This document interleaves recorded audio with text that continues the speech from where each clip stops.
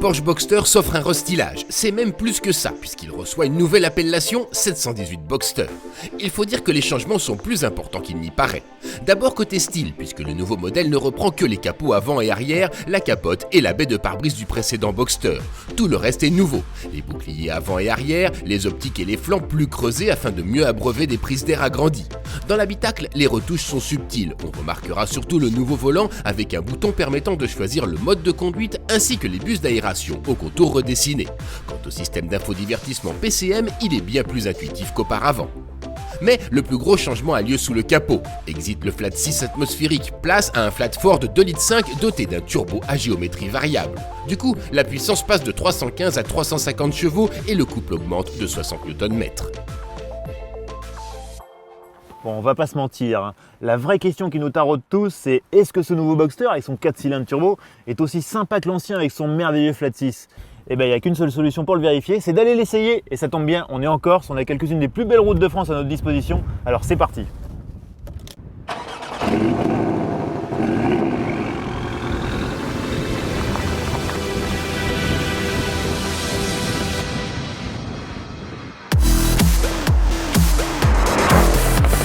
Premier constat, avec ce nouveau moteur, le Porsche 718 Boxster affiche une nervosité à bas régime qui ne lui était pas coutumière jusqu'alors.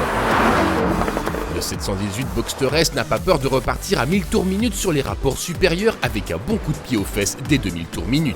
Quant aux performances, elles sont en hausse. Le 0 à 100 km/h est expédié en 4 secondes 2, soit plus d'une demi-seconde de gagné par rapport au précédent modèle, malgré un poids en hausse de 25 kg.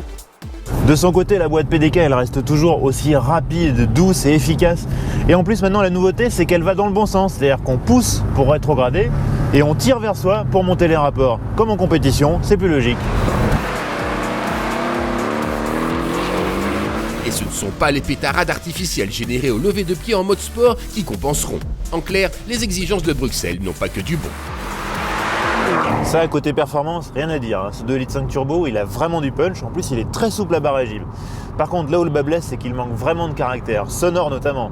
Si bien que, contrairement à l'ancien Flat 6 qui était rageur au régime, qui était très musical, là, on n'a pas vraiment envie d'aller chercher la zone rouge. C'est quand même un petit peu décevant. Le couple et la puissance supérieure des nouveaux moteurs permettent de découvrir une nouvelle facette du comportement routier du Boxster. Il est plus facile de déclencher des déhanchements du train arrière, ce qui rend l'auto agréablement mobile.